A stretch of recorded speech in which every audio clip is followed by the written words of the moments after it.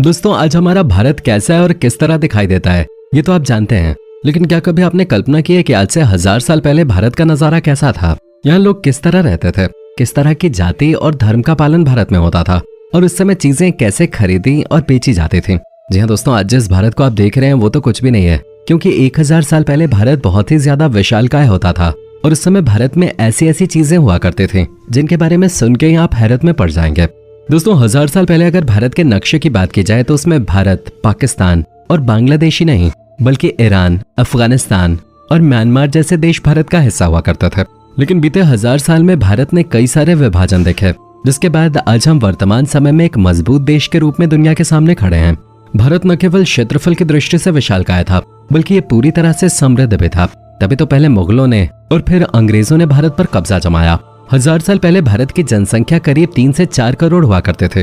उस समय की जनसंख्या बहुत अधिक थे, क्योंकि यूरोप और चाइना से भी ज्यादा लोग भारत में रहते थे। लगभग 1000 साल पहले भारतीय लोगों का रहन सहन और जीवन शैली बिल्कुल साधारण से थे। एक आम भारतीय अपने पूरे जीवन में मात्र 150 से 200 किलोमीटर के एरिया में ही घूम पाता था, क्योंकि उस समय यातायात के साधन न के बराबर थे। लोग या तो घोड़े से चलते थे या तो बैलगाड़ी का इस्तेमाल करते थे, और इन दोनों ही चीजों से बहुत दूर तक यात्रा करना संभव नहीं था। इसीलिए लोग अपने आसपास के इलाकों तक ही सीमित रह जाते थे और उन्हें यह बिल्कुल भी नहीं पता था कि बाहर की दुनिया आखिर है कैसे। और प्राचीन भारत में लोगों का आसपास के इलाकों को छोड़कर दूर जाने का कोई फायदा भी नहीं था, क्योंकि उस वक्त उन्हें ऐसी किसी चीज की जरूरत भी नहीं थी। पहले के समय में लोगों का घर ज्यादातर खेती बाड़ी से चलता था, जिसके लिए जरूरत की चीजें उन्हें आसपास से ही मिल जाया करते थे। भारत को सोने की चिड़िया कहा जाता था, ये तो आप भी जानते हैं, लेकिन क्या आप जानते हैं कि ऐसा कहा क्यों जाता था? दोस्तों, आज से 1000 साल पहले के समय का भारत आर्थिक रूप से बहुत ही ज्यादा मजबूत था। आज हम जीडीपी की बात करते हैं और देखते हैं कि भारत आर्थिक मोर्चे पे चाइना से पीछे है। एक्सपोर्ट वगैरह में भी हम चाइना को पीछे नहीं छोड़ पाए हैं। लेकिन आज से 1000 साल पहले ऐसा बिल्कुल भी नहीं था। शायद आपको यकीन ना हो, लेकिन आज से 1000 साल पहले पूरी दुनिया में एक्सपोर्ट की जाने वाली चीजों में 30% गुड्स एंड सर्विसेज का एक्सपोर्ट भारत ही करता था, जबकि चाइना 25% और यूरोप 11% एक्सपोर्ट करता था। भारत से ही सबसे ज्यादा कपड़े, मसाले एवं खाने की चीजें एक्सपोर्ट की जाते थे। हमारा भारत मसालों के लिए विशेष रूप से फेमस था। यहाँ पर तरह तरह के मसाले मिल जाया करते थे।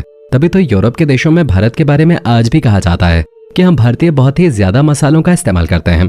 अब खुद ही देख लीजिए, जितने मसाले भारतीय व्यंजनों में पड़ते हैं उतना किसी और देश के व्यंजनों में आपको देखने को नहीं मिलेंगे, और इसीलिए लोग भारत के खाने के इतने दीवाने होते हैं। 1000 साल पहले भी बाजार हुआ करते थे, लेकिन वो आज के समय के बाजारों जितने आधुनिक नहीं थे। उसमें से बस कुछ जरूरत की चीजें ही मिल जाया करते थे। लोग अपनी खुद की दुकान भी लगाते थे, लेकिन उन दुकानों में अधिकतर कपड़े, खाने के सामान और मसाले वगैरह ही मिला करते थे। उस जमाने में मुद्रा का भी चलन था, जब लोग सामान खरीदने के बदले मुद्रा दिया करते थे। लेकिन ऐसा नहीं था कि अगर मुद्रा नहीं हो तो लोग सामान नहीं खरीद सकते हैं। लोग मुद्रा की जगह कुछ और चीज देकर भी सामान खरीद सकते थे। बस जो चीज वो दे रहे हैं वो सामान के जितनी ही कीमती होनी चाहिए। जैसे कि कपड़ों के बदले गेहूं, फल के बदले चावल वगैरह देकर भी लोग सामान खरीद लेते थे, जिसे बार्टर सिस्टम कहते हैं। उस समय न्याय व्यवस्था पंचों के हाथ में होते थे।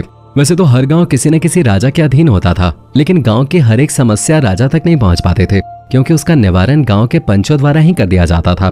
गांव के पंच आमतौर पे वही व्यक्ति बनते थे जिनका गांव में कुछ रुतबा होता था और वो बाकी लोगों से थोड़ा समझदार होते थे। भारत में एक ऐसा समय भी आया था जब देश पावर कॉम्प्लेक्स से जूझ रहा था, यानी कि उस वक्त देश में कोई भी एक शक्तिशाली शासक नहीं था जो पूरे देश को एक करके रख सके। उस समय अलग अलग हिस्सों में अलग अलग शासक राज कर रहे थे, जिसकी वजह से भारत बिखरा हुआ था। तभी हमारे देश पर मुगलों का आक्रमण शुरू हो गया और धीरे धीरे भारत मुगल सल्तनत के अधीन हो गया। 9वीं सदी के अंत में देश में पहली बार किसी विदेशी गुट ने आक्रमण किया था और उन्होंने अफगानिस्तान के रास्ते भारत में प्रवेश किया। उस समय देश में पल्लव, चोल और चालुक्य वंश जैसे कुछ ऐसे राजघराने थे जो काफी ताकतवर थे। इसके अलावा पूरा देश कई छोटे छोटे शासकों तक ही सीमित था। किसी ने भी पूरे देश पर शासन करने का सपना नहीं देखा था, और यही उस वक्त की सबसे बड़ी कमजोरी थी। इसी कमजोरी का फायदा उठाकर आक्रमणकारियों ने भारत को अपने कब्जे में करने की कोशिश की और वो सफल भी हो गए। 11वीं शताब्दी के आखिर में पृथ्वीराज चौहान, जो कि भारत के आखिरी हिंदू शासक थे, उन्हें भी महमूद ने हरा दिया और उन्हीं के साथ ही हिंदू शासकों का अंत हो गया। पृथ्वीराज चौहान के अंत के साथ ही कहीं न कहीं हिंदुओं के दबने का इतिहास भी शुरू हो गया। और ये कहना गलत नहीं होगा कि पृथ्वीराज चौहान के बाद उत्तर का पूरा क्षेत्र मुगलों के हाथ में आ चुका था। ये क्षेत्र अर्थव्यवस्था के लिए बहुत मायने रखता था, क्योंकि यहाँ की जमीन बहुत उपजाऊ तो थी ही, साथ ही साथ ये वही क्षेत्र था जो भारत को चाइना, यूरोप, रशिया और सेंट्रल एशिया से जोड़ के रखता था। लोगों की जीवन शैली के बारे में बात करें तो उस वक्त लोग ग्रामीण जीवन जीना पसंद करते थे। इसलिए कुल आबादी के मात्र 10% लोग ही शहरों में रहते थे। बाकी के 90% लोग गाँव में रहते थे।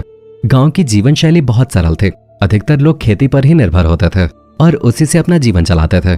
लेकिन उस दौरान पानी की व्यवस्था करना बहुत जरूरी होता था। अब जिस गांव में प्राकृतिक रूप से तालाब बने हुए थे वहां पर तो कोई समस्या नहीं थी, लेकिन ऐसे गांव जहां तालाब नहीं थे वहां तालाब खुदवाए जाते थे ताकि बरसात का पानी उनमें इकट्ठा किया जा सके। खेतों की सिंचाई के लिए किसान मुख्य रूप से बरसात के पानी पर ही निर्भर रहते थे। हर गाँव अपने आप में बहुत खास होता था। उस समय में शायद ही ऐसा कोई गाँव होगा जहाँ पर कोई मंदिर ना हो। गाँव में एक आम मंदिर होने के साथ साथ कुलदेवी का मंदिर भी हुआ करता था, जिसके बारे में लोग मानते थे कि वो गाँव की देवी हैं। इसलिए कोई भी शुभ कार्य करने से पहले कुलदेवी की पूजा की जाती थी। और ये सब कुछ भारत में मुगलों के शासन से पहले होता था, जहाँ लोग बहुत ही शांति से अपनी जिंदगी जीते थे। उस समय व्यापार के ज्यादा साधन नहीं होते थे, लोग कृषि पर ही निर्भर रहते थे। इसलिए अक्सर लोग अपने व्यापार को परंपरागत तरीके से आगे बढ़ाते थे। जैसे कि अगर कोई कारीगर है तो वो अपने बच्चों को कारीगरी सिखाता था, अगर कोई चित्रकार है तो वो अपने बच्चे को चित्रकारी सिखाता था। उस समय की शिक्षा व्यवस्था भी गुरुओं के माध्यम से ही संचालित होते थे, जहाँ गुरुकुल में विद्यार्थी पढ़ने के लिए जाते थे और अलग अलग विषयों पर शिक्षा अर्जित करते थे।